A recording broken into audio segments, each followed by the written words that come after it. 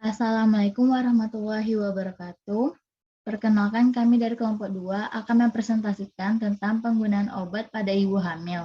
Kami dari kelas C beranggotakan 10 orang dengan anggota Latifah Rena Ilahi dengan BP 1904-112, Esti Fadila Warmi dengan BP 1904-113, Dini Anggia dengan BP 1904-115, Ambar Khalifatul Hasanah dengan BP 1904-116, Devi Wahyuni dengan BP 1904-117, Debbie Rahma Aprilia dengan BP 1904-118, Aini Salmi Ardi dengan BP 1904-119, Putri Diana Akbar dengan BP 1904-120, Rizka Fauzia dengan BP 1904-121, dan Maura Rianti Filjatullah dengan BP 1904-125.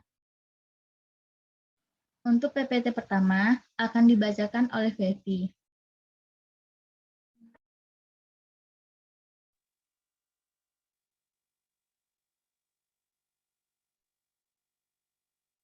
Penggunaan obat pada masa kehamilan harus mempertimbangkan banyak faktor. Faktor yang pertama, adanya kasus thalidomid yang menyebabkan fokomelia. Yang kedua, wanita hamil lebih kurang 30% mendapat minimal 1 obat. Yang ketiga, obat yang biasa digunakan yaitu analgetik, antibiotik, dan antasida. Yang keempat, obat hanya boleh diberikan bila menguntungkan ibu dan tidak ada risiko untuk janin. Yang kelima, hanya boleh menggunakan obat yang telah diketahui efeknya, atau bukan obat baru.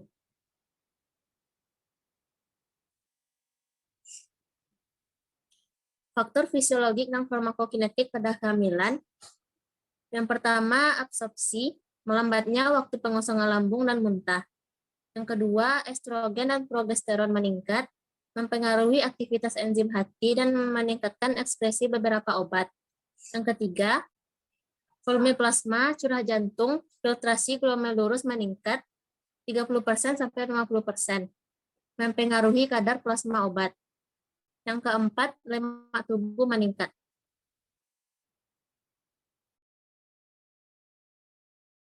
Selanjutnya akan dibacakan oleh Febi. Ada beberapa faktor yang dapat mempengaruhi transfer obat lewat plasenta. Yang pertama, sifat fisikokimia obat. Yang kedua, jumlah obat lewat plasenta yang sampai ke sirkulasi janin. Ketiga, lamanya paparan terhadap obat. Yang keempat, sifat distribusi obat pada janin. Dan tahap perkembangan plasenta dan janin. Pemilihan obat pada masa kehamilan. Yang pertama, insiden cacat bawaan sekitar 3-5%, lebih kurang 1% diakibatkan oleh obat. Yang kedua, paparan pada 2 minggu pertama, janin mati atau tanpa efek. Yang ketiga, paparan saat organogenesis sekitar 18-60 hari setelah konsepsi, kelainan struktur, AINS, penghambat ACE, dan tetrasiklin. Selanjutnya akan dibacakan oleh Ana. Dasar pemilihan obat selama kehamilan. Yang pertama, pilih obat yang telah terbukti aman pada penggunaan jangka panjang. Yang kedua, berikan dosis minimal efektif. Jangan berikan obat bila tidak perlu, termasuk pengobatan sendiri. Hindari obat yang jelas diketahui berbahaya. Sesuaikan dosis untuk keperluan ibu dengan efek minimal terhadap janin. Plasenta. Yang pertama, organ pertukaran ibu dan anak juga obat. BM berpengaruh dalam transfer obat lewat plasenta. BM kecil 500 Dalton langsung lewat plasenta. 600 sampai 1000 Dalton lewat lebih lambat. Besar 1000 Dalton sedikit sekali lewat plasenta. Obat larut lemak, opioid, antibiotik lebih mudah lewat plasenta. Obat terikat protein, kadar plasma janin tinggi daripada ibu.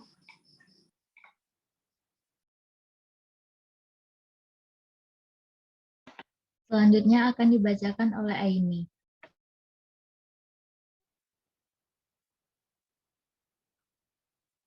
Farmakodinamik. Efek obat terhadap organ reproduksi yaitu mempengaruhi sistem endokrin janin sesuai usia kehamilan. Kerja obat pada janin, target pemberian obat yaitu kortikosteroid untuk maturasi paru janin pada janin lahir prematur. Fenobarbital sebelum lahir untuk menginduksi enzim hati janin.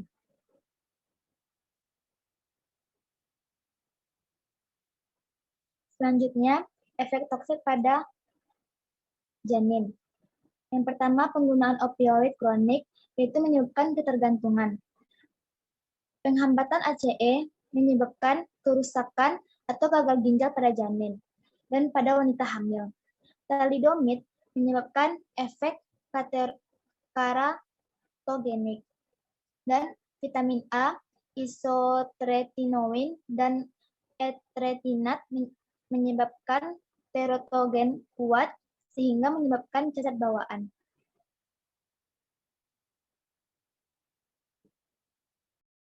Selanjutnya akan dibacakan oleh Maura.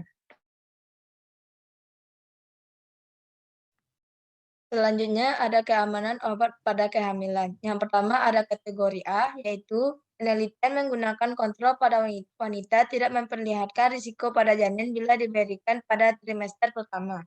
Yang kedua ada kategori B, yaitu penelitian pada hewan tidak menunjukkan adanya risiko pada janin. Dan penelitian tanpa kontrol pada wanita hamil, serta juga hewan tidak menunjukkan adanya risiko pada janin. Tetapi penelitian dengan menggunakan kontrol pada wanita hamil tidak dapat memperlihatkan risiko. Yang ketiga ada kategori C, yaitu penelitian pada hewan tidak memperlihatkan risiko pada janin. Dan tidak ada penelitian dengan kontrol pada wanita hamil. Atau tidak ada penelitian pada hewan maupun wanita hamil.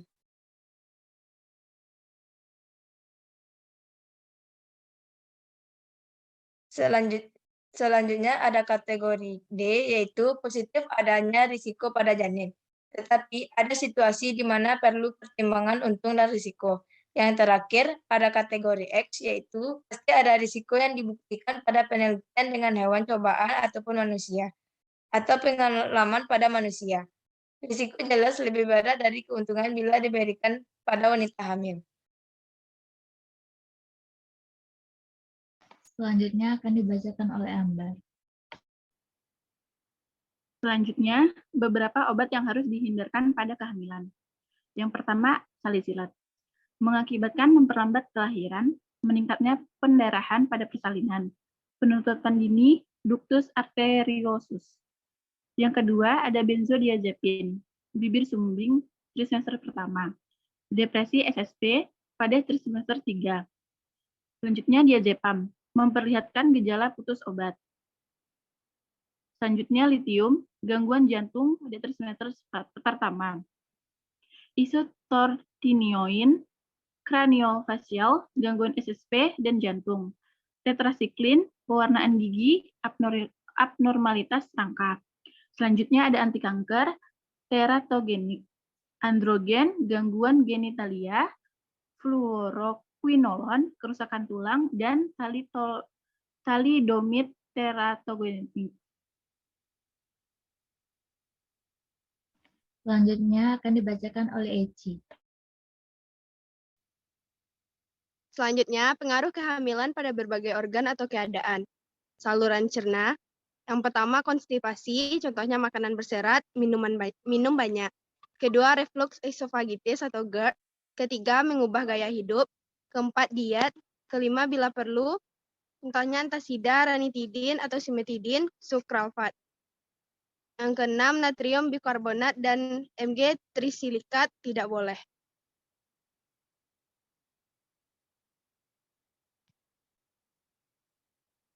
Mual dan muntah.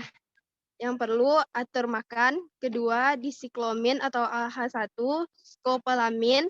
Ketiga, piridoksin dan vitamin B12, metoklopramid.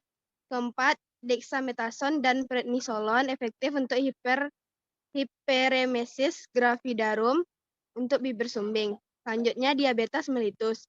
Diet dan olahraga bila glukosa puasa besar dari 105 mg per desiliter itu insulin. Kedua, gliburit boleh untuk kehamilan di atas 11 mgg. Selanjutnya akan dibacakan oleh Anggi.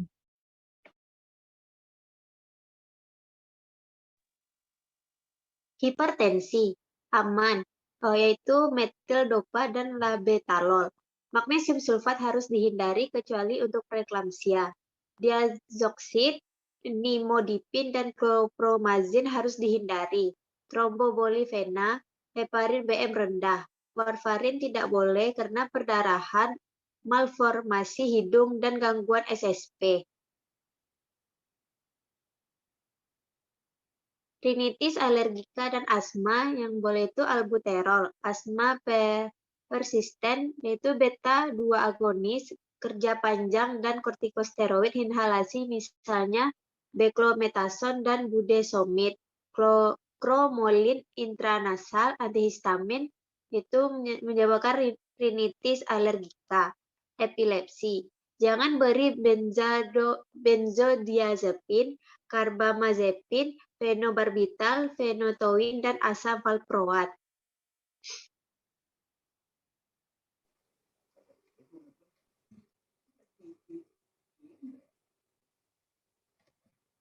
Infeksi saluran kemih. Yang pertama, cefalexin yaitu aman dan efektif. Yang kedua, sulfa yaitu kersenterus pada neonatus. Yang ketiga, fluoroquinolone dan tetrasiklin yaitu KI. Penyakit hubungan seksual yang pertama, chlamydia yaitu azithromycin dan amoxicillin. Yang kedua, sifilis yaitu penisilin. Yang ketiga, gonore yaitu ceftriaxone, cefixin, spektinomycin. Yang keempat, herpes genital yaitu acyclovir. Yang kelima, vaginosis bacterialis yaitu metronidazole dan clindamycin. Kembali ke moderator. Sekian presentasi dari kami. Lebih dan kurang kami mohon maaf. Assalamualaikum warahmatullahi wabarakatuh.